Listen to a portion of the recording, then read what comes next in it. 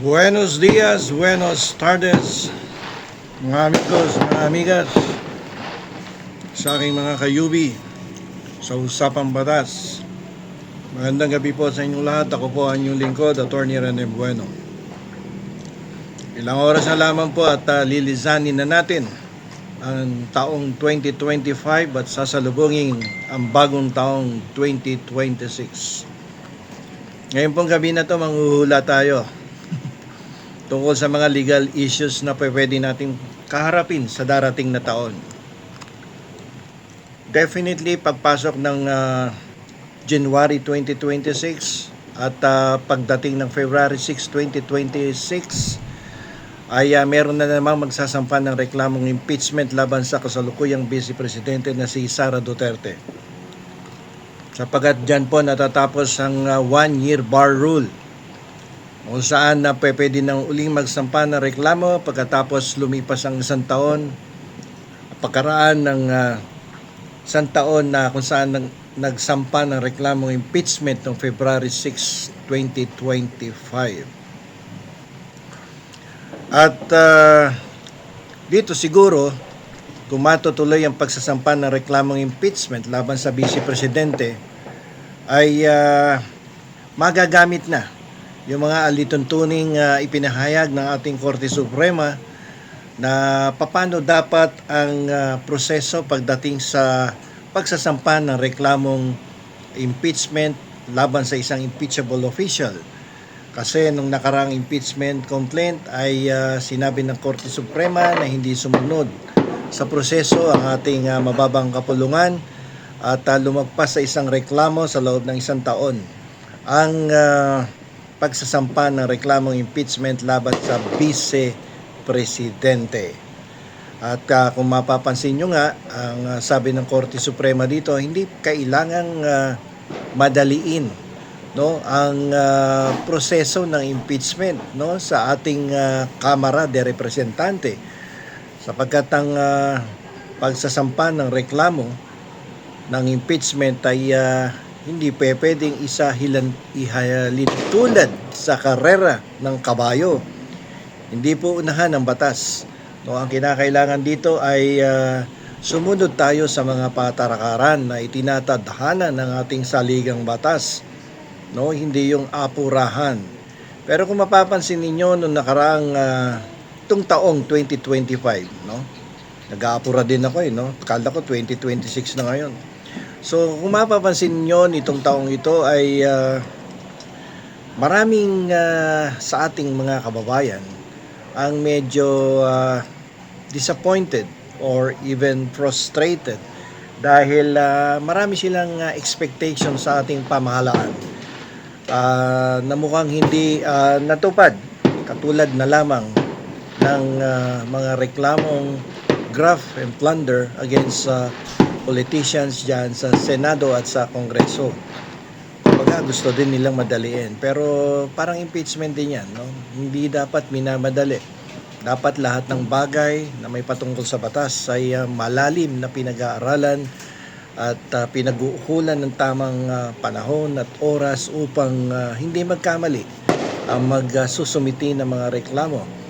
Itong impeachment complaint laban kay Sara Duterte ay parang nagsilbing isang aral lahat, sa lalong-lalo na sa mga mambabatas, na kung tayo ay magsusumiti ng reklamo diyan sa House of Representatives ay kinakailangan ng magandang preparasyon, mas mahabang oras ng pag-aaral upang bago isampayan ay talaga naman planchadong-planchado. Hindi katulad na nangyari nitong nakarang impeachment complaint diyan sa House ay mukhang minadali at nagkulang ng koordinasyon, kasi lumalabas 3 impeachment complaint ang isinampa laban kay Vice Presidente. Yung unang 2 reklamo ay actually parang na-archive lang at hindi na-aksyonan sa House of Representatives dahil they prefer to wait for another or the 3rd complaint na maisumite sa House of Representatives. Kaya nga lamang nagkaroon ng technicality pagdating sa sa procedure, sa pagsunod sa procedure sa pagsasampa ng reklamong impeachment against an impeachable official.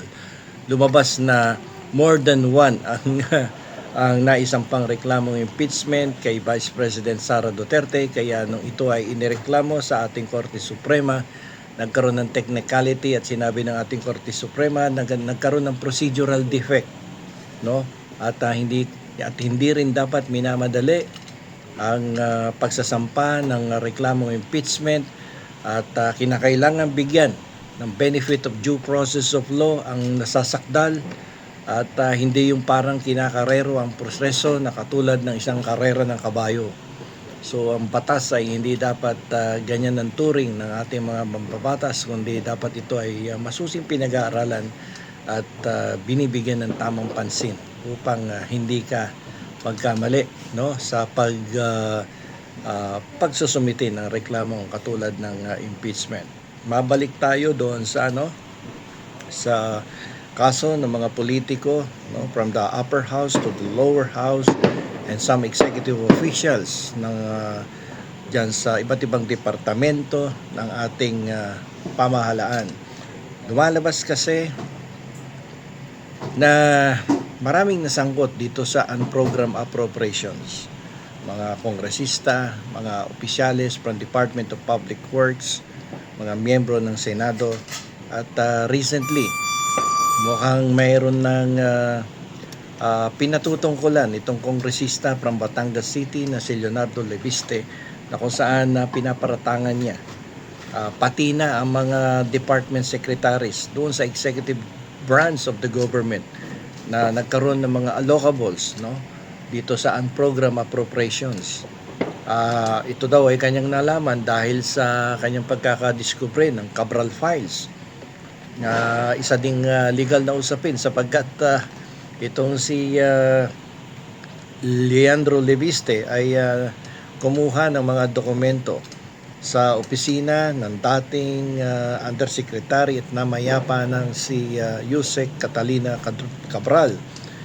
At ang dokumentong kinuha dito ng ating kongresista from Batangas City ay kinuha ng allegedly walang pahintulot, express consent ng dating undersecretary, at it was taken by force and even by intimidation. Natakot pati yung mga staff ni Cabral at nauwi sa pagkasugat ng isa sa mga daliri ng dating undersecretary. So lumalabas dito na ang Cabral Files ay illegally obtained by Congressman Leviste, and therefore if this is going to be presented in any court of justice, this Cabral Files cannot be recognized as admissible evidence. So hindi pwede, kasi sabi nga ng ating hustisya, ng ating mga umiiral na prinsipyo sa batas, kapag ang isang ebidensya ay prenisinta mo sa hukuman nang ito ay hindi dumaan sa tamang legal na proseso, this will be considered as the fruit of the poisonous tree. Kung fruit of the poisonous tree, that is inadmissible evidence. So wala di mangyayari doon sa mga pinagpipilitang Cabral Files ni Congressman Leviste. At ang sabi nga ng ilang sa mga opisyal ng ating ehekutibo ay kung siya ay nagsasabing ito ay mga ebidensya laban sa mga public officials na sangkot sa flood control program, sa mga allocables, then Leviste has the burden of proof to show that these are documents that can be considered as admissible. Dapat siya ay may burden of proof na patunayan na yan ay mga dokumentong legally obtained, dokumentong galing talaga sa files ng ating mga government officials and government office. Okay, so much so for Congressman Leviste. Hulaan naman natin kung ano ba yung mga batas para sa mga content creators. At ang ating hinala dito ay maaaring magsagawa ng batas ang Kongreso para sa mga content creators, batay sa desisyon ng ating Korte Suprema noong 2025 dun sa kaso ng PhilSCAP versus Wolfpack Communications. na nagpaliwanag ng mga karapatan sa copyright at kung paano ito maaaring gamitin ng libre.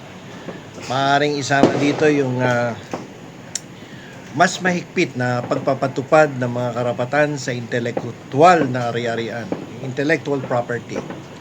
Tulad ng pagbabawal sa mga website na nagbabahagi ng mga nilalaman ng walang pahintulot. Kasi sa ngayon, yung mga website, yung mga contents natin, no, na ginagawa natin, mga intellectual properties, maraming nagnanakaw eh. So, kailangan masigpitan ng ating batas ang mga patakaran tungkol sa intellectual property. Okay. So, bilang pagtatapos, no, ng 2025, hindi natin maikakaila na ang mga hamon sa batas at gobyerno ay nagbigay daan. Hindi lamang po sa mga desisyon ng hukuman, kundi sa mas matibay na pundasyon ng ating bansa.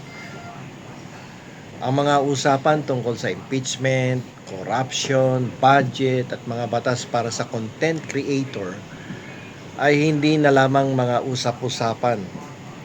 Ito po ay naging daan para patunayan na ang sistema ng batas natin ay gumagana, umaangkop at nakikinig sa sigaw ng bayan. Ayan, medyo may napuputukan na dito sa amin eh. Nakita po natin kung paano pinagtibay ng Korte Suprema ang mga prinsipyo ng ating konstitusyon. Kung paano hinaharap ng mga hudikatura ang korupsyon sa pinakamataas na antas ng gobyerno. At kung paano binubuo ng Kongreso ang mga batas na umaangkop sa mga bagong hamon ng panahon. Ang mga pagbabago sa budget ay nagpakita ng pagpapahalaga sa pera ng bayan. Habang mga plano para sa mga content creator naman ay nagbukas ng daan para protektahan ang mga boses ng mga Pilipino sa digital na mundo. Ito pong 2025, no, bagamat ilang oras na lang, halos kulang-kulang 2 oras na lang yata, no, alas 10 na. Mag-alas 10 na. Hindi lahat ng sagot ay nahanap po natin ngayong taong ito. Ngunit tiyak na ang bawat takbang na ating ginawa ay nagdala sa atin patungo sa mas makatarungan, makatotohanan, at maunlad na Pilipinas. Ang 2026 po ay hindi lamang taon ng mga pagbabago. Naging taon ito na nagpatunay na kapag sama-sama tayong naniniwala sa bisa ng batas, walang hamon na hindi natin malalampasan.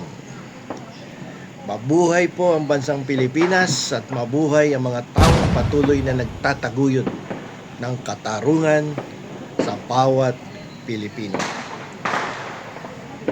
Isa pong manigong bagong taon para sa inyong lahat. Salamat po.